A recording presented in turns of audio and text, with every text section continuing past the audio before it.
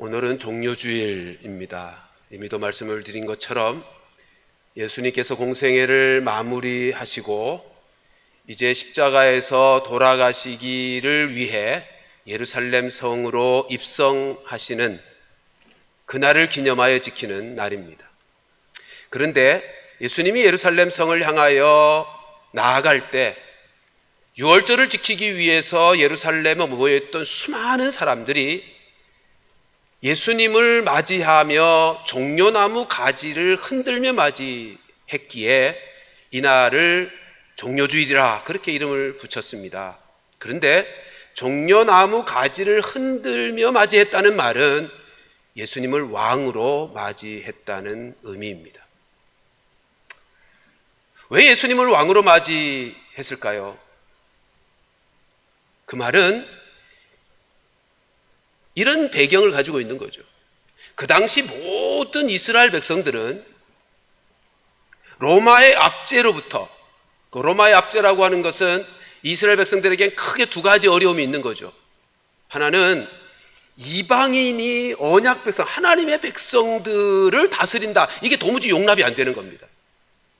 또 하나, 우리 일제시대를 생각하면 쉽게 이해할 수 있는 것처럼 착취를 하니까 경제적으로 힘들고 사회적으로 어려움을 겪게 된단 말이에요. 그러니까 로마의 압제로부터 독립하고자 하는 열망이 너무 강한 것입니다. 뭐 당연하지 않겠어요? 우리의 조상들이 우리의 할아버지 세대 일본의 압제 아래서 독립을 위해서 애썼던 것처럼. 그런데 이스라엘 백성들에게는 구약 성경에서 예언된 예언들이 있잖아요. 많은 선지자들이 예언하기를 메시아가 오시면 다윗 왕국을 회복시켜 줄 것이다. 이 예언의 말씀이 있기 때문에 그 당시 로마의 압제로부터 자유케 되기를 원하는 모든 유대인 백성들의 마음속에는 메시아가 언제 오시나? 자기의 이스라엘 역사 속에 가장 강력하고 잘 살게 해주었던 다윗 왕국의 회복이 이루어질 그 메시아가 언제 오시나를 늘 기다렸습니다. 그런데 예수님이 그 메시아라는 생각을 하게 된 것입니다. 생각해 보세요. 어느 날 갈릴리 지방에서 한 랍비가 나왔는데 말씀이 탁월합니다. 그리고 억압 속에 짓눌려 있는 그들에게 하나님 나라에 대한 희망의 말씀을 전합니다. 소망의 말씀을 전합니다. 뿐만 아닙니다. 가난한 자, 힘없는 자, 병든 자를 고치시는 긍휼과 사랑의 사역을 하고 계십니다. 그래서 이 민족에게 절대적으로 필요한, 여러분 그 당시 랍비들이 엄청 많았거든요. 사기꾼들도 많았고요. 근데 예수라고 하는 랍비가 나타났는데 자기들이 이제까지 보아왔던 바리새인들과 랍비들과는 전혀 다른 차원의 랍비가 나타난 것입니다. 거기다가 이적까지 행합니다. 여러분, 그러니 랍비를 넘어서서 백성들의 마음속에 이분이 그냥 평범한 랍비가 아니라 선지자다라는 생각을 하게 된 것입니다. 구약 성경에 엘리사나 엘리야들은 이적을 행했잖아요. 그런데 그래서 예수님은 온갖 이적을 해 오병이어로 5,000명도 먹이는 사건이 있었잖아요. 눈먼 자 눈 뜨게 하고 나병 환자 깨끗하게 치료해 주시고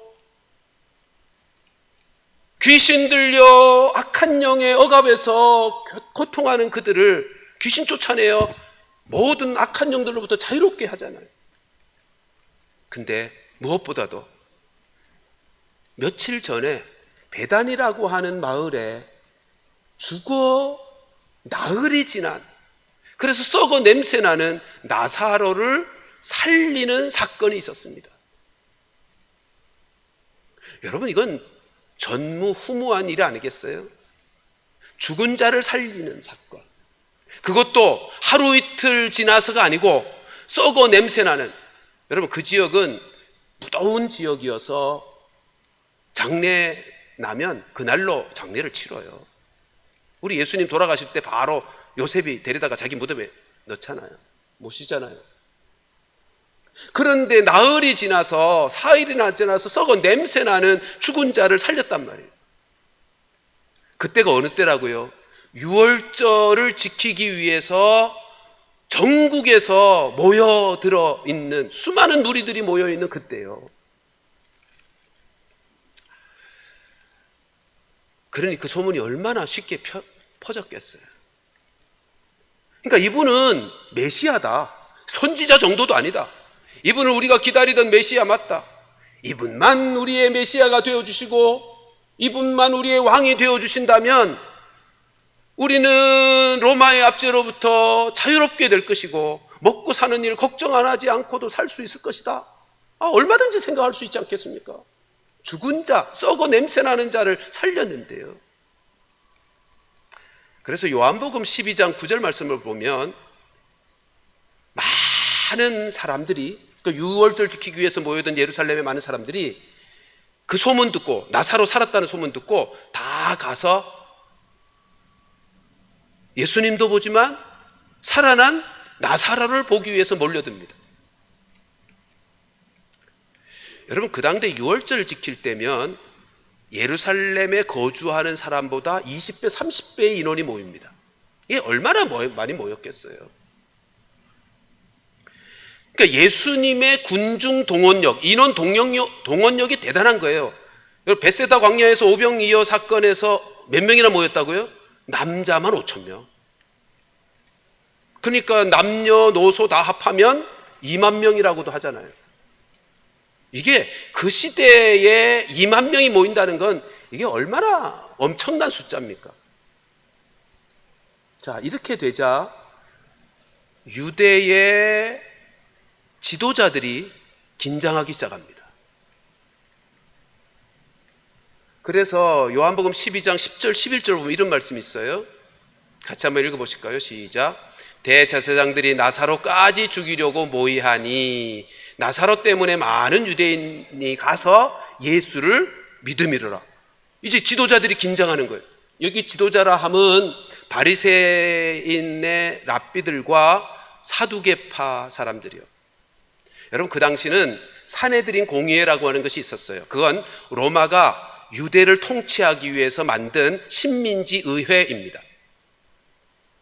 그러니까 대리 통치를 직접 통치하기는 어려우니까 식민지 의회를 만들어서, 근데 그 식민지 의회인 산헤드린 공의회는 사두개파 지도자들과 바리새파 지도자들로 구성되어 있다면 70명으로. 그러니까 이 사람들이 생각할 때 가만히 생각해 보니 이거 문제가 생기잖아요. 예수님 때문에 크게 두 가지 염려를 하게 되는 거예요. 하나는 자기네들이 친로마 정권을 가지고 종교적 기득권을 가지고 백성을 다스리고 있는데 백성들의 마음이 다 예수님께로 향하면 자기네들의 종교적 기득권을 잃어버릴 위기를 만난 거예요. 그리고 또 하나는, 그보다 더 심각한 것은 밀란이 일어날까 봐 두려운 거죠.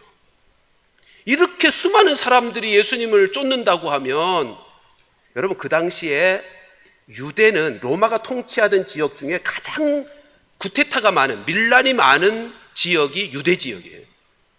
우리 사도행전에 가서 보면 그걸 소개하는데 드다도 일어났었고요, 갈릴리 유다라고 하는 저항운동, 반란도 일어났고요.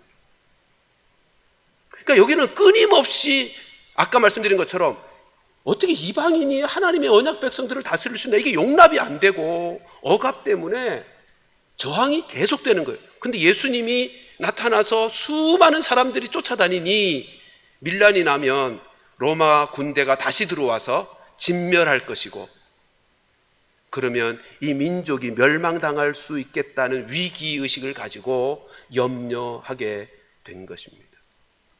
자, 아무튼 백성들은 지금 어떤 상태라고요?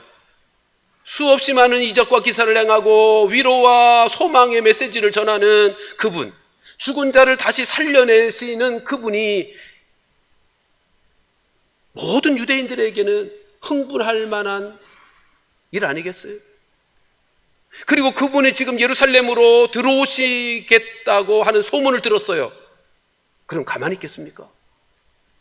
그러니 유월절 지키기 위해서 몰려든 모든 유대인들이요, 예수님이 예루살렘 성에 집이 없으니까 베다니에서 출퇴근하셨거든요. 일주일 동안. 이 베다니에서 예루살렘 성을 향해서 가시는 중에 수없이 많은 사람들이 길에 다 도열해서 환호성을 지르는 겁니다. 자, 그런데 이들이 예수님을 환호하며 환영하는 모습이 좀 특이합니다. 우리 오늘 본문에 읽지는 않았습니다. 앞에 36절 말씀 가서 보십시다. 누가복음 19장 36절을 와서 보면 같이 한번 읽습니다. 시작. 가실 때에 그들이 자기 겉옷을, 아니 왜 자기 겉옷을 벗어서 길에 던져 폈을까요? 좀 특이하지 않습니까? 이거 이제 그 시대의 근동 지방의 문화입니다. 이게 어떤 뜻이냐 하면 왕에 대한 충성 맹세의 표시인 거예요. 이 좋은 예가 열왕기하 9장 12절 13절에 나옵니다. 길어서 읽지는 않겠습니다만 이런 얘기예요. 하나님이 온 이스라엘, 북이스라엘 백성들을 우상숭배하도록 만들어버린, 그래서 하나님을 섬겨야 될 백성을 우상숭배 국가로 만들어버린 아합 왕을, 그 집안을 다 멸하시기로 결정하시고 왕조를 바꾸시겠다고 결정합니다. 그래서 예후라고 하는 왕을 세우기로 하시거든요. 그래서 하나님이 엘리사를 통해서 예후에게 가서 기름 부으라고 말씀하십니다. 그러니까 엘리사가 보낸 종이 가서 예후에게 기름을 붓습니다. 몰래 집에 들어가서 기름을 부어요. 근데 나왔을 때 백성들이, 그 함께 있던 사람들이 그걸 알았어요.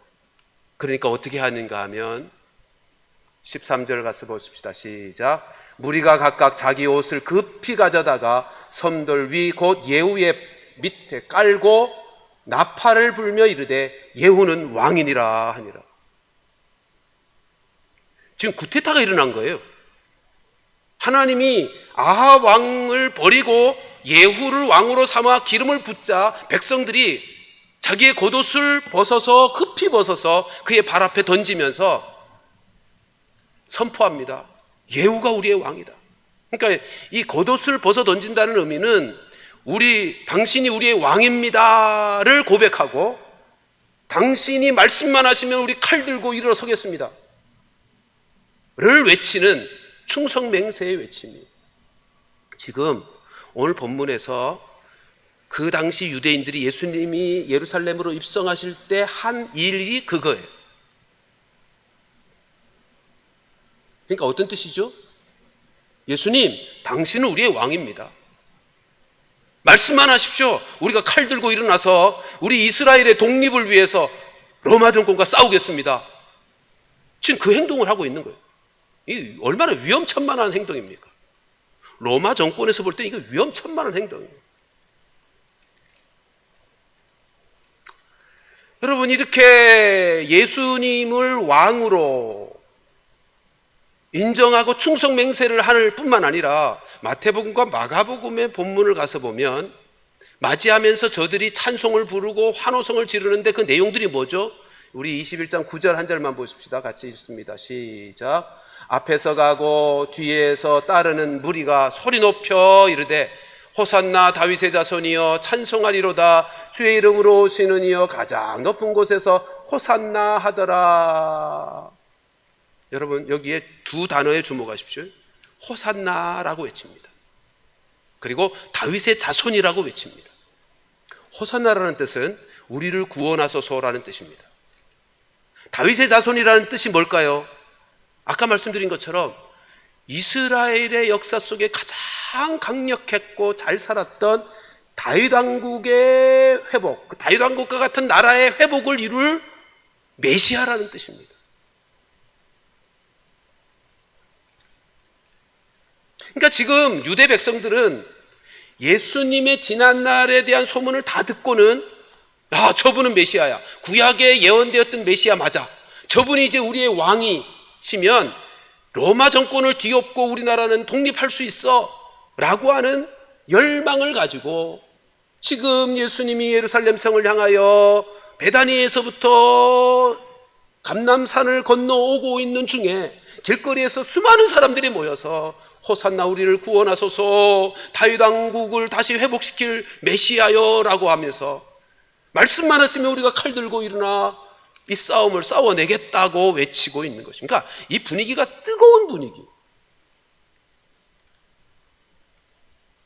자, 그러면 이런 분위기 속에 예수님의 반응이 어떠했을까요? 왕으로, 그리고 예수님이 말씀만 하시면 칼 들고 일어나겠다고 하는 저들의 환호성을 들으면서 흐뭇해 하셨을까요? 아니에요. 오늘 본문 41절 보십시오. 뭐라고 하시죠? 가까이 오사 성을 바라보시면서 우십니다. 우셔요. 여기 울었다라고 하는 단어가요, 에클레이저라고 하는 단어인데 그냥 조용히 슬퍼하는 게 아니고 통곡하는 울음입니다. 그리고 이 단어의 시제는 그냥 한 번 눈물이 나서 훔치는 단회적인 것이 아니고 계속 반복하는 것입니다. 그러니까 지금 예수님이 성을 바라보시면서 주변에서는 지금 환호성을 지르고 있는데 예수님은 뭐하고 계세요? 웃으시며 만면에 웃음기를 띠시고 고개를 끄덕끄덕거리실 만도 한데 그러시는 것이 아니라 통곡을 하시고 가고 계시다고요. 지금 이게 베다니에서 예루살렘 성을 향해 가다 보면 감람산을 이렇게 딱 넘어가서 남쪽 사면을 내려가면서 예루살렘 성이 보입니다. 지금 그 상황 속에서 바라보시면서 통곡을 하시는 거예요. 왜 우실까요? 기쁘시고 오히려 예수님도 흥분하실 만한데 그 많은 무리들이 그렇게 환호성을 지르니, 근데 예수님은 통곡하고 계시다고요. 왜요? 한마디로 저들의 잘못된 메시아관 때문이었습니다. 메시아로 환영하고 있지만 저들이 지금 생각하는 예수님에 대한 메시아는 잘못된 메시아를 기대하고 있다는 것입니다.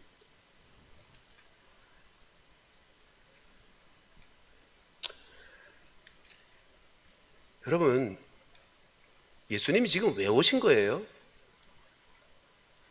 저들이 원하는 것처럼 정치적인 메시아로 오신 것이 아닙니다.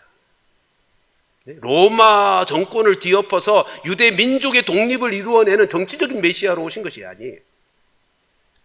예수님이 왜 오셨죠? 마태복음 20장에 28절에서 이렇게 말씀하죠. 같이 읽습니다. 시작. 인자가 온 것은 섬김을 받으려 함이 아니라 도리어 섬기려 하고 자기 목숨을 많은 사람의 대속물로 주려 함이라. 지금 예수님이 예루살렘 성에 입성하시는 이유는, 이 땅에 오신 이유는 자기 생명 내어주시기 위해서 오신 거예요. 대속물로. 여러분, 예수님이 지금 뭘 타고 오셔요? 나귀 타고 오시잖아요.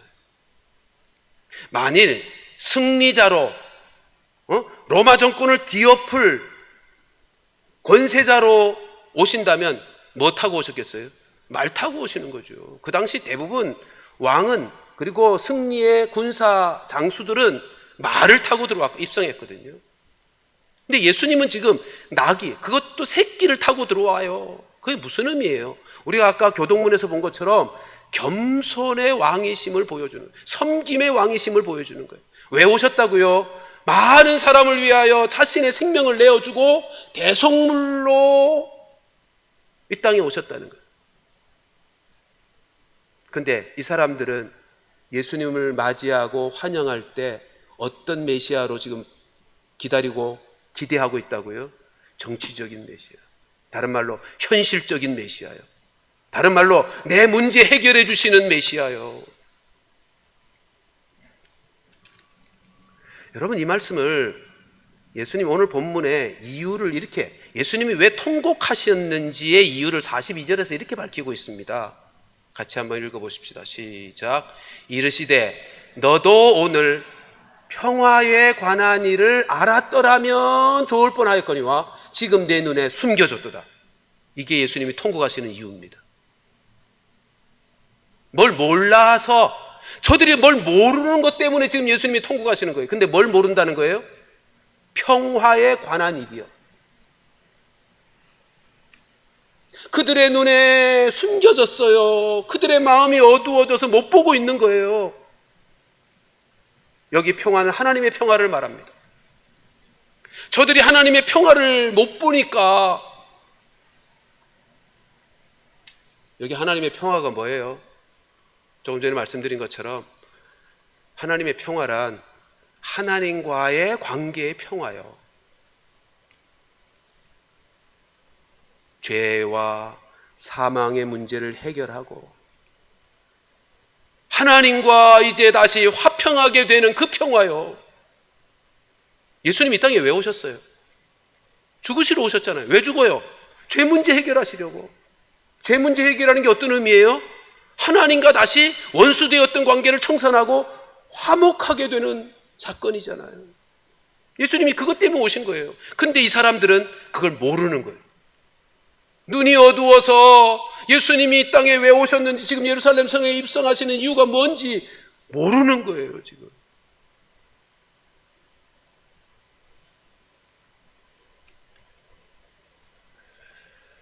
이들은 하나님의 평화를 보지 못하고 내 평화만 보는 거예요. 내 삶의 평화만을, 내가 원하는 것만 얻고자 하는 땅의 평화만을, 정치적인 평화만을, 민족의 평화만을 지금 보는 거예요. 그리고 그것만 기대하는 거예요. 여러분, 오늘 본문의 44절 하반절에 보면 이 내용을 다시 추가해서 보충해서 설명합니다. 44절 끝에 보십시오. 이는, 그러면서 이유를 설명하잖아요. 이는부터 같이 읽어보십시다. 시작. 이는 네가 보살핌 받는 나를 알지 못함을 인함이니라.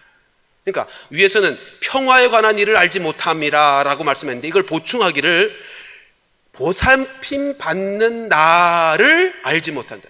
여기 보살핌을 받는 날, 이게 어떤 의미일까요? 이 단어가요, 방문하다는 단어예요. 하나님이 이 땅을 방문하셔서 보살피시는 그 날을 저들이 모른다는 거예요. 이런 거죠.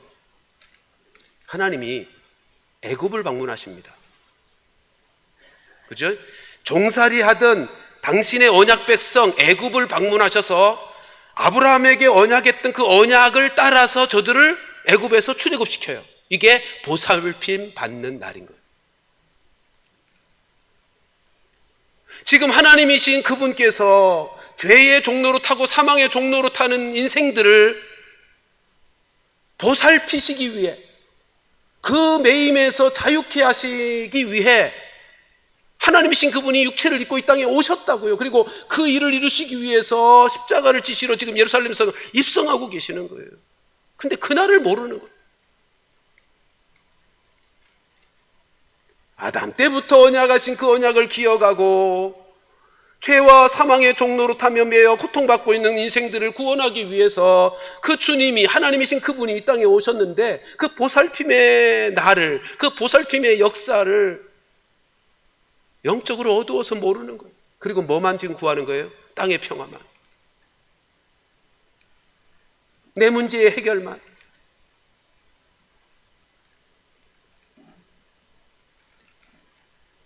여러분, 예수님 이 땅에 왜 오셨어요? 죄 문제 해결하러 오셨어요. 예수님이 이 땅에 오신 이유는 온 인류의 죄 문제 해결하여 하나님과 원수되었던 관계를 청산하고 하나님과의 화목의 관계를 이루고, 더 나아가서 하나님과의 화목의 관계가 이루어지면 사람들과의 화목의 관계가 이루어지죠. 그게 뭐예요? 하나님 나라요. 하나님의 평화를 이루고, 그 하나님의 평화 안에는 형제들과의, 이웃과의 평화가 이루어지는 그 역사를 위해서 우리 주님이 이 땅에 오신 거라고요. 그게 하나님 나라예요.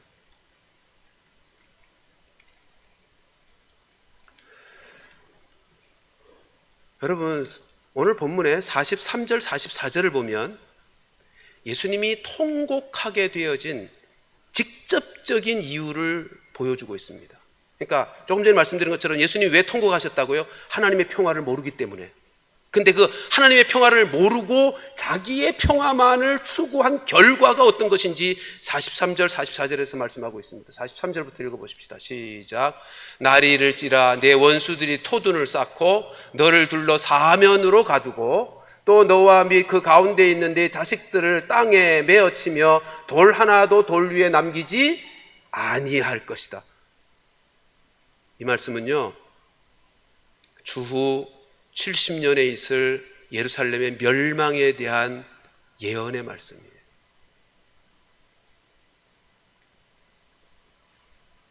하나님의 평화는 모르고 정치적인 평화만을, 민족의 평화만을 추구한 결과로 어떤 일이 벌어지는가 하면 주후 70년, 그러니까 지금 이 상황은 몇 년이죠? 주후 30년 대예요.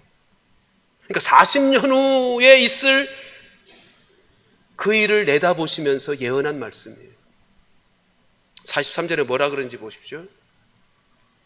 43절 다시 보여주세요. 날이 이를지라, 여기 날은 주 70년을 말하는 거예요. 장차 40년 후 날이 이를 건데, 날이 이르면 어떤 일이 벌어져요? 네 원수들이 토둔을 쌓고 너를 둘러 사면으로 가둘 거래요. 그리고는 44절 보면 너희의 어린애들을, 너희 자식들을 땅에 메어쳐서 죽인대요. 여러분, 이 내용이 요세푸스가 쓴 유대의 전쟁사라는 책에 그대로 나옵니다. 요세푸스라고 하는 사람은 원래는 유대인 출신으로 갈릴리 지역의 유대인 장수였어요. 근데 나중에 로마의 투항해서 배신합니다. 이 사람이 역사가이기도 해서 유대의 전쟁사라는 책을 썼어요. 그 책을 보면 이렇게 되어 있습니다. 주 70년에 로마 군대가 쳐들어와요, 예루살렘. 왜 쳐들어오냐면 그 잠깐 동안 4년 정도요, 유대 백성이 구테타를 일으켜서 예루살렘을 점령하거든요. 므나헴이라고 하는 열심당 지도자가 군사들을, 유대 백성들을 데리고 예루살렘을 점령해요. 그러니까 로마가 군대를 이끌고, 타투스라고 하는 장군이 군대를 이끌고 왔는데 예루살렘 성이 엄청 높거든요. 그러니까 뭐 어떻게 전쟁을 하냐면 예루살렘 성벽 바깥으로 흙을 갖다가 성보다 더 높게 쌓습니다. 그게 토성이에요. 여기 뭐라고 표현했죠? 토성을 쌓아요. 여기 토둔이라고 우리 성경에 되어 있죠. 그러니까 높은 곳에서 활을 쏘는 거죠. 그리고는 벽을 타고 로마 군대가 올라갑니다. 활을 위에서 쏘니까 성 위에서 어떻게 해볼 방법이 없잖아요. 그래서 점령합니다. 근데 점령하기 전에 그 토둔을 쌓는 동안 빙 둘러 사방을 다 둘러서 로마 군대가 에워싸니까 예루살렘 성 안에 식량이 다 떨어졌어요. 먹을 것이 없으니까 어떤 일이 벌어지냐 하면, 요세푸스의 책의 내용입니다. 아이들을 잡아먹기 시작합니다. 근데 자기 집 아이를 잡아먹을 수는 없잖아요. 그러니까 남의 집 아이를 잡아먹기 시작합니다. 근데 어느 집에서 부모가 사람 잡아먹은 것을 먹고 났는데 보니, 정신이 들어서 보았더니 자기 자식인 거예요. 그래서 뛰쳐나가서 정신 이상이 돼서 소리 지르는 얘기도 나옵니다. 그리고 로마가 예루살렘을 점령하고 들어와서는 하는 일이 뭐냐면 칼과 창으로 사람들을 찔러 죽이는 게 아니라 어린애들은 그냥 메어 쳐서 죽였다는 거예요. 얼마나 끔찍해요. 여러분, 지금 예수님이 40년 후에 그 일을 내다보고 통곡하시는 거예요. 근데 그런 40년 후에 그런 끔찍한 저주의 역사가 왜 일어나게 되었다고요? 하나님이 자신들을 돌보시기 위해서 오셨건만, 죄사함의 은혜를 베풀고 진정한 하나님 나라를 누리도록 오셨건만 그것에 대한 기대가 없는 거예요. 눈이 가리고 마음이 어두워져서 그것을 깨닫지 못하는 거예요. 그리고 뭐만 추구하는 거예요? 예수님을 통해서 현실적인 문제의 해결만을, 정치적인 메시아만을 사모하고 기다리는 거예요. 사랑하는 성도 여러분, 이제 우리를 보십시다. 우리는 어떤 메시아를 사모하십니까? 우리가 예수님을 믿고 예수님을 따른다고 하는데 어떤 예수님을 따르고 믿고 있습니까?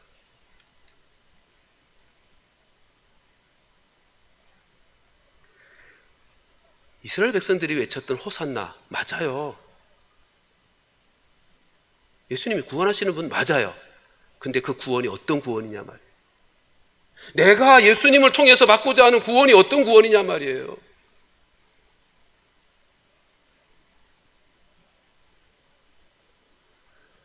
이들이 외쳤던 다윗의 자손이여 라고 외쳤던 바 다윗의 왕국의 회복, 예, 맞아요. 근데 그 나라가 어떤 나라냐 말이에요. 그러니까 오늘 본문에서 예수님이 우신 이유는 이거잖아요. 그분이 오셔서 그들에게 주고자 하는 것과 그들이 예수님을 통해서 받고자 하는 것이 다른 거예요. 이걸 동상이몽이라 그러죠. 주님이 그들에게 주시고자 하는 꿈과 그들이 예수님을 통해서 받고자 하는 꿈이 다른 거예요. 여러분, 우리는 예수님을 왜 믿는 겁니까? 예수님을 통해서 얻고자 하는 것이 무엇입니까?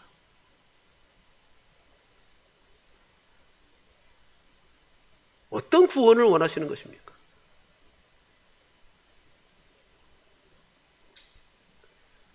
예수님이 주시고자 하는 건 뭐라고요? 하나님의 평화요. 하나님의 평화 안에는 두 가지가 있단 말이에요. 죄사함을 받아서 원수되었던 하나님과의 관계의 평화요. 하나님과의 관계의 회복이요. 또 하나는 그 안에서 누리는 바 형제들과 이웃들과의 참된 평화요.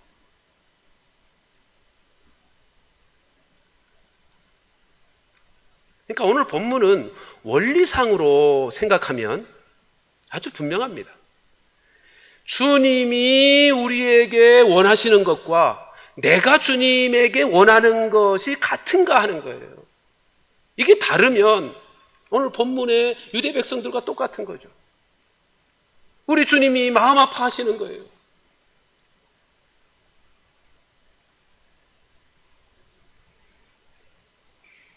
그래서 오늘 본문의 사건을 통해서 세 가지를 적용할 수 있겠다는 생각을 합니다. 여러분, 우리 하나님께서 우리에게 주시고자 하는 것은 하나님의 평화입니다. 하나님과의 관계의 평화요. 죄 문제 해결이요. 죄 문제 해결하려면 어떻게 해야 되죠? 회개하는 거죠. 우리 안에 아직 해결되지 않은 죄의 문제들, 속성들, 죄의 습관들,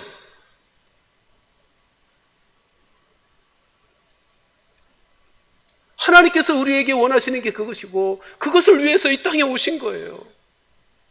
우리가 예수님을 나의 주로, 나의 구주로 믿는다면 우리가 가장 힘써야 될 것은 하나님의 평화입니다. 하나님과의 관계의 평화요.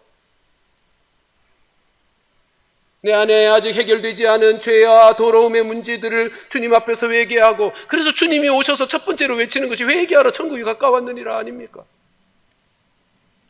그리고 말씀대로 살아가는 일에 애쓰는 것이, 그리고 말씀과 기도로 하나님과 더 친밀한 사귐을 갖는 거예요. 그게 하나님의 평화예요. 하나님과의 관계의 평화예요. 그로 말미암아 내가 내 인격과 삶이 예수 닮은 인격과 삶의 사람으로 변화되는 거예요.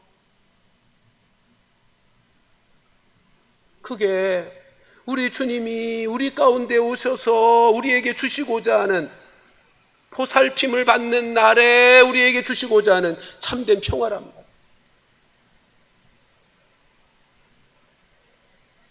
두 번째 적용할 것은, 그렇게 하나님과의 진정한 평화가 있는 사람들은 예외 없이 형제들과 이웃들과 지체들과 참된 평화를 갖게 되는 것입니다.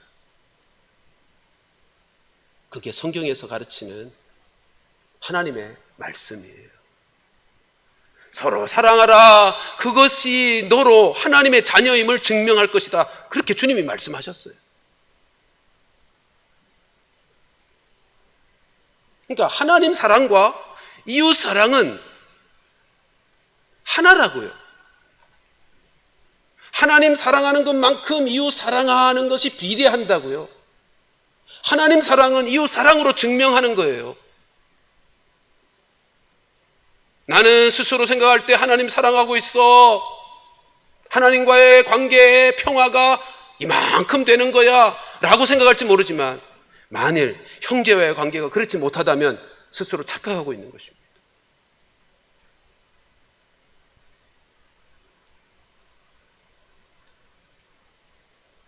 하나님 사랑과 이웃 사랑은 같은 거예요.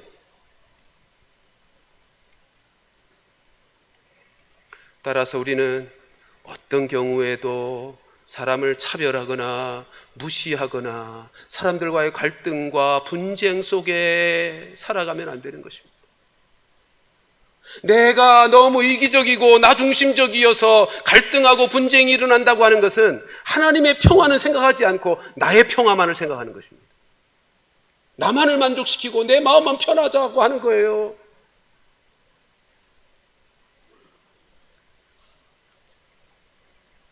우리 모두는 연약한 인생들이어서 실수하고 잘못할 때 많잖아요. 그러므로 주께서 우리에게 가르친 것, 서로 용서하라는 거죠. 용서하라는 거예요. 모두가 다 연약하여 잘못 살아가는 인생들인데 용서하며 살지 않는다면 어떻게 함께 살 수 있겠어요? 그러니까요, 여러분, 하나님 나 용서할 수 있게 해주세요, 이렇게 기도하는 것, 이것도 참 귀하지만 이렇게 기도하기보다 하나님 용서하라고 하셨으니 나 용서하겠습니다 라고 선포하세요. 예? 말씀이 가르쳐주고 말씀이 명령하신 대로 내가 순종하기로 결단하고 믿음으로 그 말씀을 선포하면 그때 성령께서 나로 그렇게 살 수 있도록 힘도 주시고 지혜도 주시고 하게 하시는 거예요. 그게 성경의 원리라고요. 예, 용서하게 해주세요도 귀한 기도예요. 근데 한 걸음 더 나아가자고요. 근데 반대로 하나님 저 인생 내가 어떻게 용서해요? 난 절대 못해요 라고 한다면 그건 내 스스로 하나님의 말씀을 거스르겠다고, 나의 욕심과 나의 정욕과 나만을 편하자고 원수됨에 스스로 매어놓는 어리석은 행동 아닙니까? 우리 주님이 왜 오셨다고요? 평화에 관한 일을 위해서 오셨다고요. 하나님과의 평화, 이웃과의 평화.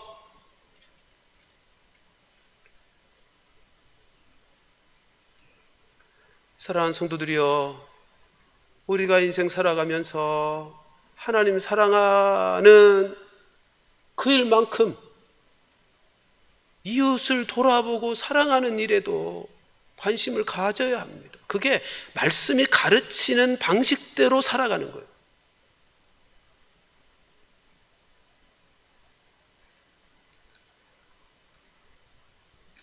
주님이 그것을 본도 보여주시면서, 여러분 오늘 본문에서 예수님이 낙이 타고 들어오시는데 낙이 왜 타셨다고요? 겸손한 왕으로서의 모습 보여주시기 위해서. 칼 휘두르고 권세, 힘으로 어떻게 해보시겠다고 그러셨으면 말 타고 들어오셨을 거예요. 섬기는 왕으로 오셨단 말이죠. 섬기는 왕으로. 오늘 새벽에 함께 나눈 말씀인데 요한복음 18장 36절 말씀 가서 보시면 이런 말씀이 있었어요. 빌라도 법정에서 빌라도와 대화하는 중에 나온 말입니다. 예수께서 대답하시되 내 나라는 이 세상에 속한 것이 아니니라. 한번 따라 하십시다. 내 나라는 이 세상에 속한 것이 아니니라. 여러분, 하나님께서 우리에게 평화를 주시러 오셨는데 그 평화는 하나님 나라의 평화예요. 하나님의 평화고 하나님 나라의 평화예요. 여러분, 이 말씀은 우리에게 굉장히 중요한 의미를 가집니다. 우리가 예수님을 믿는다면, 예수님이 당신의 나라가 이 땅의 나라가 아니라면 우리의 나라도 이 세상에 속한 나라가 아니잖아요.